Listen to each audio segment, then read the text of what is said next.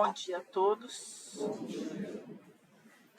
Vamos mais uma vez, tentar trazer alguma coisa dentro do nosso pequeno conhecimento ainda. Apesar de tantos anos na doutrina, a gente nunca tem o conhecimento aprofundado, porque a nossa condição espiritual ainda não permite isso. Então, a gente, dentro da nossa condição, dentro do nosso grau de adiantamento, a gente faz as nossas reflexões. E é interessante porque, às vezes, alguém que está ouvindo, quando a gente está falando alguma coisa aqui, a pessoa tem um grau de adiantamento, de vivência espiritual até maior que o nosso. Então, é como se a gente simplesmente desse um estalo com os dedos para fazer com que a pessoa também desperte o que ela tem guardado dentro dela. Não é só o que a gente fala e o que a gente leva à reflexão, mas é muitas vezes um despertamento daquilo que ela já traz dentro dela. Então, quando a gente vem aos encontros daqui, a gente não está trazendo uma lição, a gente está trazendo um apanhado de ensinamentos, que a gente refletiu um pouco em cima disso, mas que, além de trazer o tema, algumas informações adicionais, a gente ainda espera que cada um faça despertar dentro de si, em sua consciência, que é cósmica, aquilo que a gente traz gravado na nossa consciência. E o tema que foi escolhido hoje é um tema que todo mundo conhece, porque todo mundo em algum momento da vida, ou em muitos momentos da vida, já sentiu, que é a culpa. E a culpa, ela está sendo mais tratada agora, digamos assim, depois do advento da doutrina espírita, porque a gente vê que o final do século XX, o século XXI, eles estão sendo voltados para sentimentos. E a gente repensar os nossos sentimentos, acordar os nossos sentimentos, ressignificar os nossos sentimentos. E não é fácil, porque muitas coisas a gente deixa guardada dentro de nós e a gente não gosta muito de remexer. Tem lembranças que a gente não gosta de trazer à tona, tem sentimentos que a gente conseguiu apaziguar e que quando a gente retoma, eles não são dolorosos. E quando a gente fala ressignificar, para você ressignificar alguma coisa, você tem que mexer. Você tem que se aprofundar para poder mudar. E a culpa não deixa de ser um desses sentimentos. E, de acordo com a doutrina espírita, o que é a culpa? A gente entende que Deus fala conosco, através da nossa consciência. E nela estão gravadas as leis morais, as leis de Deus.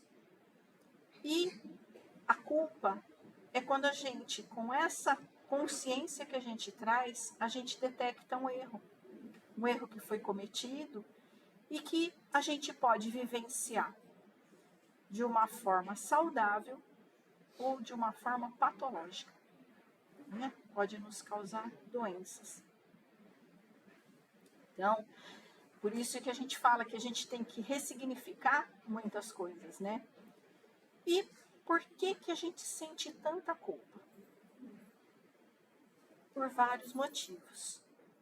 Um dos motivos, principalmente para quem é mais velho, que vai se lembrar disso, muitas vezes as pessoas adentram a senda da doutrina espírita já depois de uma certa idade, chegou a frequentar outros lugares, outras crenças, E a culpa em outras crenças, ainda é uma coisa complicada, né? E eu me lembro, o meu pai era católico, e muitas vezes eu fui à igreja, fiz o catecismo, porque ele falava assim, minha mãe espírita, ele católico, ele falava assim, eu não vou impor nada a vocês, mas vocês vão conhecer os dois. E aí vocês fazem a escolha, né? E eu me lembro das missas que a gente assistia, das aulas do catecismo, e se falava muito de culpa, de pecado.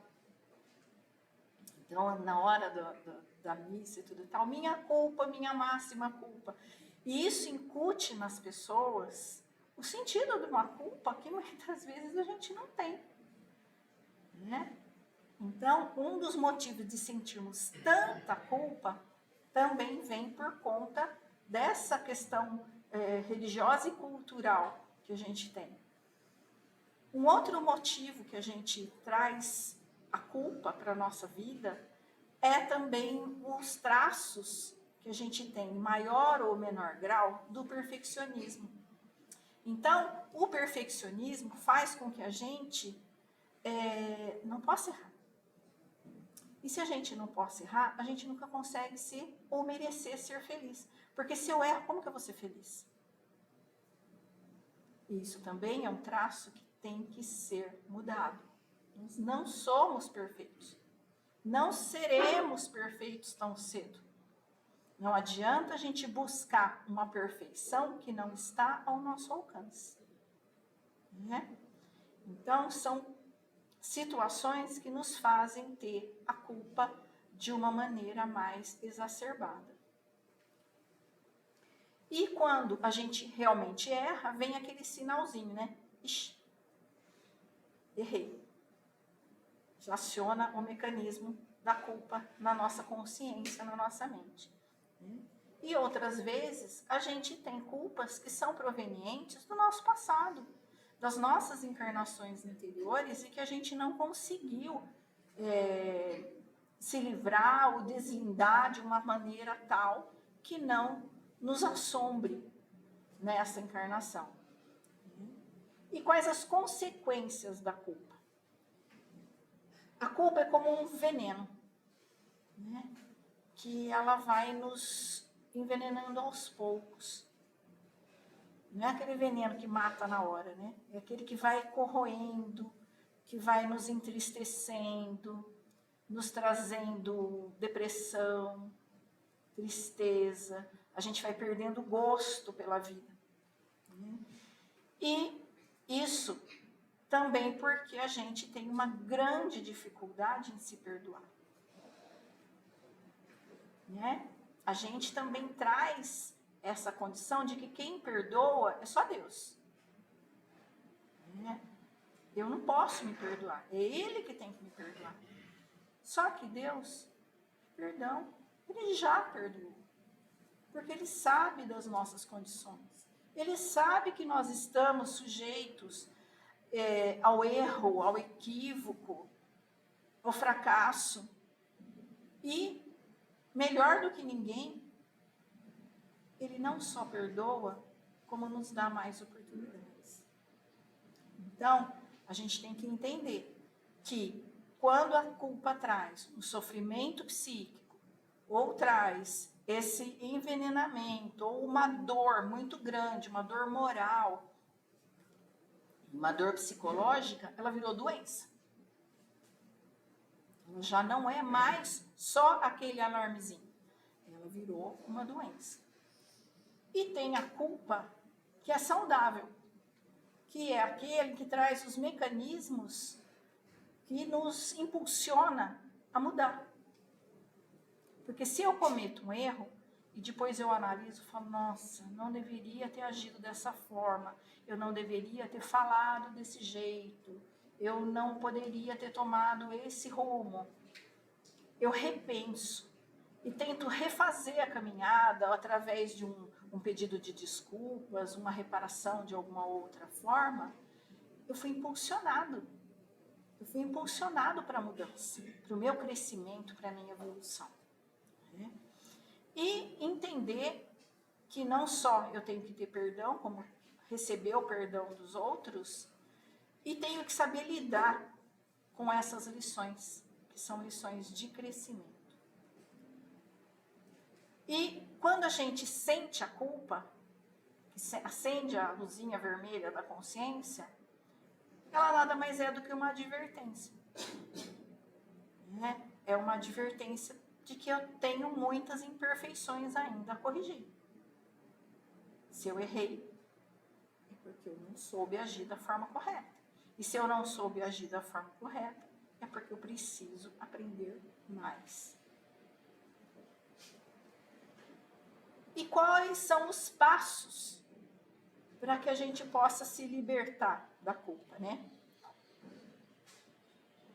A gente precisa entender as nossas ações sem deixar de saber que a gente está errado. Né? Ah, então eu vou me desculpar, eu vou me perdoar e vou ignorar que eu errei. Não. Não é por aí. A gente tem que entender que errou, sim. Tem que tentar refazer esse caminho e tem que aproveitar a lição que ele trouxe. Se ele trouxe dor, ai que bom que trouxe dor, porque assim aquilo vai me incomodar e vai me fazer repensar. Né? E são muitas as consequências se a gente conserva essa culpa dentro de nós. Né? São alterações que a gente provoca no nosso campo psicológico, no nosso campo moral, no nosso campo comportamental e até no físico. Tem gente que tem algum quadro de uma doença, no estômago, no intestino, no pulmão, no coração, que são decorrentes dessa sensação pesada, dessas vibrações que a gente forma em torno de nós mesmos, provenientes desses sentimentos de culpa. E essa angústia proveniente da culpa, ela, pela transgressão que a gente fez na nossa consciência, ela tem que ser um degrauzinho. Um degrauzinho que a gente sobe, observa o estrago, né? E verifica aonde que a gente pode consertar. Tudo é consertável, né? Inventando aqui uma palavra nova. Não. Tem coisas, tem atos, palavras, ações que a gente comete que não tem conserto. Como aquele ditado que fala que quando você fala uma palavra, é como se você estourasse um pacote de penas no alto da montanha. Nunca você vai conseguir recolher todas de volta. E você tem que saber disso. Nunca vai ser igual. Nunca. Porque o ato já aconteceu. E eu não posso voltar lá com uma borracha, apagar e fazer de novo. Não. Eu vou reescrever. Aquela coisa, quando a gente está escrevendo que a gente erra, a gente fala assim, não pode riscar, não pode rabiscar. A gente coloca assim, digo. E continua e escreve de novo. É assim que a gente faz na nossa vida. Né? Tem que ter o digo ali e reescrever. A culpa foi muito associada ao pecado. Né? E se sentir pecador é uma coisa muito pesada. Porque o pecado, ele foi concebido como uma coisa que a gente carrega para a eternidade. Só que não é assim. A gente erra sim, mas a gente tem a possibilidade de se livrar desses sentimentos. Muitas vezes, com um erro, a gente faz uma reparação e a gente conserta uma situação que muitas vezes é até mais promissora para a pessoa a quem a gente ofendeu. Nossa, eu fiz uma ofensa. E depois, no meu conserto dessa ofensa, eu criei situações tão boas para aquela pessoa que eu não tenho por que ter o sentimento guardado em mim. Se a pessoa não me perdoou, passa a ser problema dela. O Divaldo sempre diz isso, né? A gente tem por obrigação pedir perdão. Mas a outra pessoa não perdoar, ficou com ela. Se assim, eu tivesse um presentinho do perdão, não, olha, Marlene, você me perdoa? Eu te entrego. A Marlene fala, não, Fábio, agora que tá com você aí, não quero mais saber. E é assim que tem que ser. Porque a gente não pode, a gente erra, mas o outro também erra. Ele também está sujeito aos mesmos erros. Então, por que que ele não nos perdoando, isso vai nos martirizar? Eu já reconheci a minha falta. Eu já fiz a minha parte. Mas se ele quer se algemar aquela situação no ódio, na raiva, no ressentimento, aí já passa a ser uma escolha da outra pessoa. Né? E hoje a gente vê que a gente sente culpa por muito mais coisa do que se sentia antes. Né? Nem deveria ser culpa, mas a gente, hoje em dia, já transformou isso em culpa. No capitalismo, a gente sente culpa se a gente não tem um pé de meia. E a gente é culpado por isso. Porque quando a gente fala assim, nossa, fulano está passando por uma situação. Ah, mas também ele não pensou que ele ia ficar velho. Ele não fez o pezinho de meia dele. Como se isso fosse uma coisa que tivesse dentro do nosso controle exclusivamente. Mas não é assim. Ou então, quando a gente fracassa num negócio, a gente faz uma... Ah, mas também não pensou antes de fazer. E a gente sente culpa. O erro foi meu, o prejuízo foi meu. Mas o outro se sente na possibilidade de me culpar pelo meu fracasso. E isso a gente sente mesmo. A gente acaba assumindo como culpa. Né? Se o meu filho resolveu que ele não ia fazer uma faculdade. Nossa, fracassei. Fracassei como mãe. Ele não quis fazer. Eu não soube preparar. Não. Você tem que dar a base. O que ele vai fazer dali para frente já não é mais responsabilidade sua. Ele é um ser espiritual, individual, com livre-arbítrio para fazer as escolhas dele. A gente não tem que assumir uma culpa. Outra culpa que existe hoje. Ai, ela não se cuida. Por que não faz uma plástica? Por que não faz um regime? Por que não tinge o cabelo? Por que não faz isso? Por que não faz aquilo? Porque está fora do padrão da beleza que se estipulou hoje. E a pessoa se sente culpada. Ela sente culpa porque ela está gorda, ela sente culpa porque ela é baixa, ou ela sente culpa porque ela não pode andar na moda. Sente culpa. Como se isso fosse acusado pela consciência. Né? Então, hoje a gente assume culpas que são da sociedade. E a gente traz o remorso para nos punir. A gente tem que ter, sim, arrependimento. Porque o arrependimento é a atitude que a gente vai ter para fazer a mudança. Né? A mudança da nossa mentalidade, a mudança da nossa atitude e buscar a reparação. Arrependimento. Remorso, não. O remorso é um sentimento nocivo. Porque significa você ficar remoendo aquela situação, revivendo aquela cena, redigerindo aquela ocasião, tudo e tal, e paralisado. Você não mexe. Você fica se punindo, fala assim, eu tenho que sofrer mesmo. Eu fiz errado, eu não devia ter agido assim e tal. Eu não posso me liberar dessa culpa.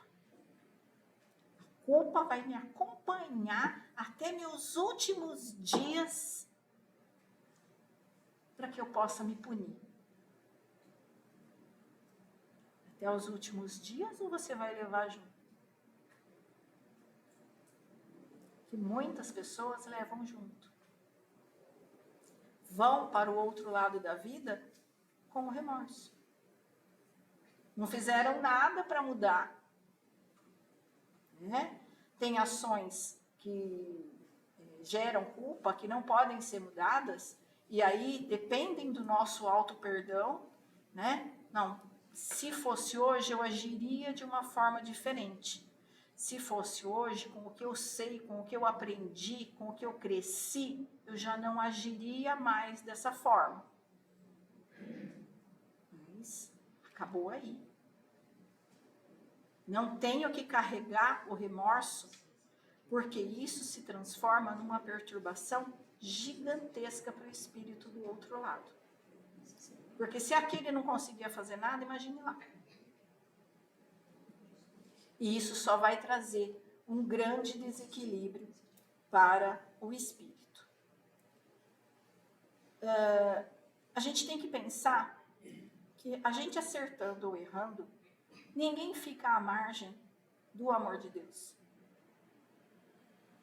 E Ele vai estar sempre enviando espíritos protetores, espíritos bondosos, que vão estar nos auxiliando. Tanto quando a gente reconhece o nosso erro, como quando a gente não reconhece. Quando a gente não reconhece, eles tentam ficar nos mostrando, ó, você errou ali. E se você consegue consertar? E se você consegue mudar alguma coisa? Né? Ou, se eu reconheço sozinho o meu erro, vai lá, pede mesmo desculpa, aproveita a oportunidade, ou refaz essa trajetória, nos impulsionam, nos fortalecem, nos instigam confiança e fé.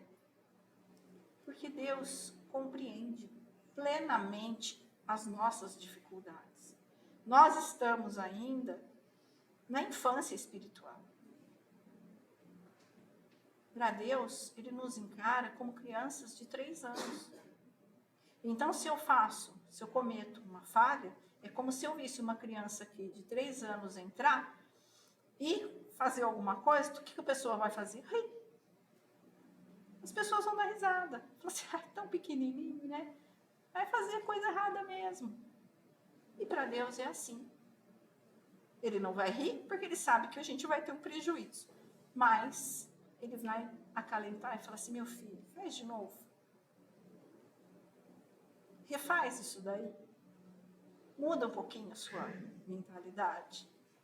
Ou nos dá situações em que a gente se vê obrigado a mudar.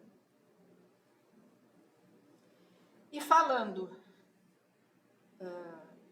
dentro do diagnóstico que a gente tem dos nossos erros, do arrependimento, no livro Céu e Inferno, Kardec fala assim, o arrependimento, conquanto seja o primeiro passo para a regeneração, não basta por si só. São precisas a expiação e a reparação. Arrependimento, expiação e reparação constituem as 3 condições necessárias para apagar os traços de uma falta e das suas consequências. Então, às vezes a gente não consegue consertar aqui, mas a gente vai ter outra oportunidade.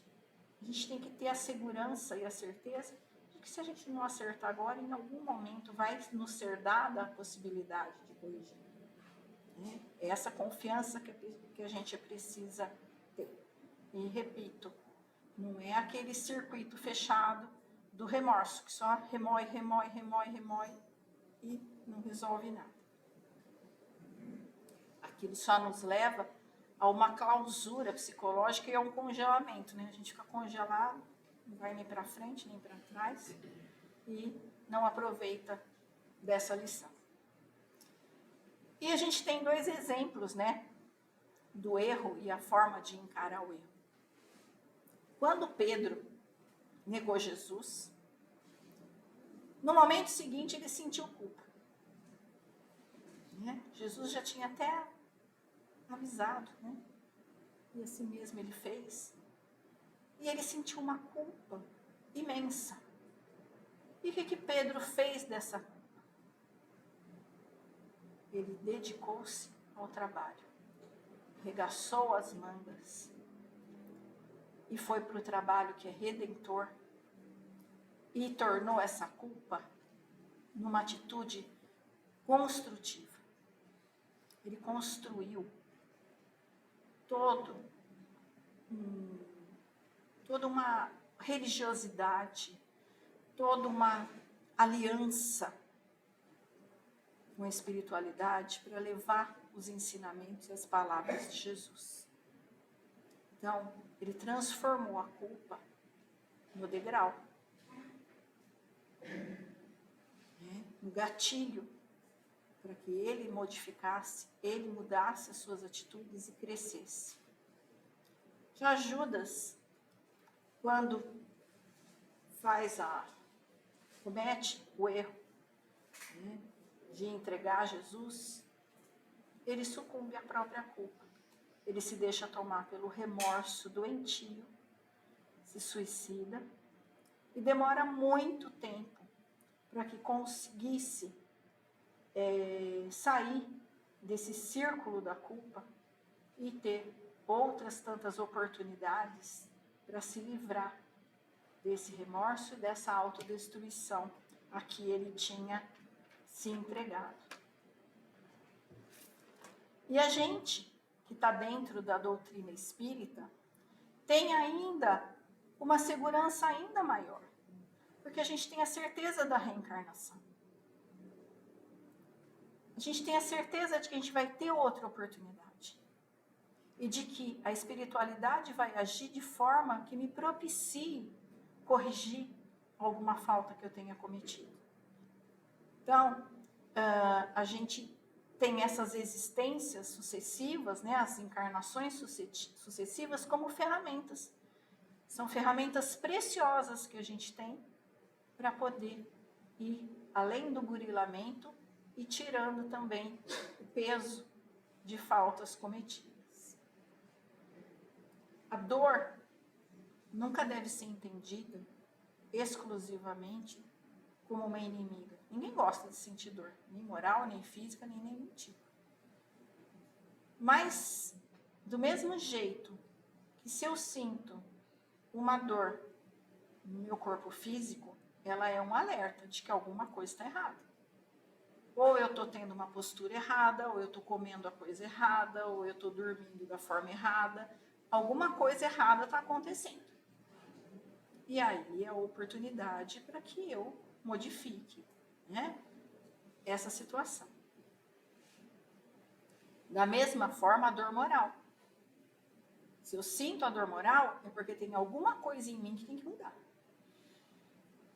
Eu vou ter que ver exatamente, pensar, refletir sobre isso para saber o que é que eu estou fazendo de errado para que eu possa me modificar, certo? E a gente vê muitas pessoas com síndromes psicológicas, neuroses, que são frutos desse processo de culpa que ela arrasta de uma vida para outra. Ela não consegue se liberar. E acaba causando prejuízo para ela mesma. E quando as pessoas muitas vezes chegam à doutrina espírita, e que a gente começa a falar de determinados assuntos, da responsabilidade que a gente passa a ter, muitas pessoas não ficam. Muitas pessoas se afastam. Porque ter responsabilidade assusta. E muitas vezes eu prefiro pensar que se eu for boa eu vou para o céu, se eu for ruim eu vou para o inferno, do que eu assumir a responsabilidade por cada ato. É mais cômodo eu pensar de outra forma. Eu não preciso mexer muito comigo, eu não preciso repensar muita coisa em mim. Mexer naqueles sentimentos, em situações passadas. Às vezes a gente vai sentir culpa muito tempo depois. Acontece o fato, passa batido. A gente só vai se dar conta de que foi errado, de que a gente poderia ter feito de outra forma, Muito tempo depois, eu falei, nossa, não precisava ter sido daquele jeito. Eu não precisava ter tratado daquele jeito, eu não precisava ter falado daquele jeito. E depois, o que faz? Se a gente usar isso para se modificar, a gente já está dando um grande passo. Para que quando eu tiver a oportunidade de refazer esse caminho, eu vou estar muito mais bem preparado. Não importa o tamanho do erro, do problema, da culpa. Um erro pequeno, um erro grande, de qualquer forma, a gente sempre vai ter no futuro as condições de refazer. Porque a gente não pode refazer o passado, né? Isso não tem jeito. E quando a gente fala de perdão, da terapêutica que a gente tem que ter do perdão, do auto-perdão também, a gente fala, Jesus falava que a gente tem que perdoar 70 vezes, 7 vezes. Os outros ou a gente mesmo? Então, às vezes você não tem oportunidade de perdoar o outro 70 vezes 7, mas a gente tem. Porque a cada erro, uma revisada ali, e fala, não, da próxima eu não faço mais. Na próxima eu vou fazer diferente. Né? Aprendi, não vou repetir. Então, esse auto-perdão tem que ser algo que a gente cultive em nós 70 vezes, 7 vezes, porque quantas vezes a gente errar, a gente vai ter que ter esse movimento do auto-perdão. Então posso errar à vontade? Não deve, né? Porque é penoso esse caminho. Ele não deixa de ser difícil. Apesar de a gente saber que a gente tem que se livrar, que a gente tem que caminhar, não é um processo fácil. Então, se a gente puder evitar o erro, evitar a culpa, tanto melhor. Né? E outra coisa que a culpa às vezes reflete em nós é o nosso orgulho. Nosso orgulho, nossa prepotência. Que a gente quer ser perfeito. A gente não quer olhar para a nossa imperfeição. A gente não quer assumir que a gente tem imperfeição. Então a gente fica batendo na mesma tecla infinitas vezes, até que a gente tenha o despertamento, o crescimento necessário para que a gente possa, então, rever as atitudes, rever as nossas próprias condições.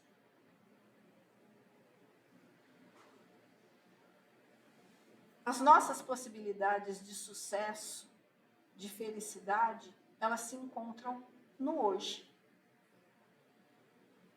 No ontem, a gente não apaga. No amanhã, a gente não sabe o que vai acontecer. Então, a gente tem que se fixar no hoje. É hoje que eu tenho que fazer certo. É hoje que eu tenho que melhorar. É hoje que eu tenho que me perdoar. Porque eu não sei o que vai acontecer amanhã. E muitas vezes a gente deixa para amanhã. Por ser penoso, por ser doloroso, a gente vai arrastando isso para o nunca, né? Muitas vezes. E lembrar que Deus não quer de nós choro, lamentação, drama de consciência. Não é isso que Ele quer. Seria um Deus punitivo, carrasco. Não. Deus é amor. E Ele coopera para que a gente se reabilite. Então, Ele nos dá as condições para que a gente possa ter essa reabilitação. No livro Justiça Divina, do Emmanuel, ele fala que a lei do progresso confere a cada espírito a possibilidade de adquirir o bem que lhe falta, a fim de que a justiça estabeleça o merecimento de cada um na pauta das próprias obras. Então, conforme forem minhas atitudes, São as possibilidades que vão me surgindo. Né? Se eu me fecho, se eu me condeno, eu estou eliminando as minhas próprias possibilidades. E Joana de Ângeles fala no livro Luz e Esperança que nenhum arrependimento pode se transformar no sentimento de culpa para que não venha a tornar-se motivo de males mais graves, para que não se converta em sombra e tóxico na consciência. Da mesma forma que em Recordações da Mediunidade, Ivone fala que o remorso é um dos mais avassaladores sentimentos, que no estado de desencarnação o espírito poderá chegar a enlouquecer ou reencarnar em estado vibratório precário por se sentir deprimido, alucinado ou desesperado. Então, esse sentimento da culpa, arrependimento, remorso, reparação, tem que ser todos muito bem dosados para que a gente não entre em um desequilíbrio. Porque o desequilíbrio do espírito, ele é muito difícil, tanto aqui como do outro lado. Temos que entender que nós somos imperfeitos. Ou estamos imperfeitos.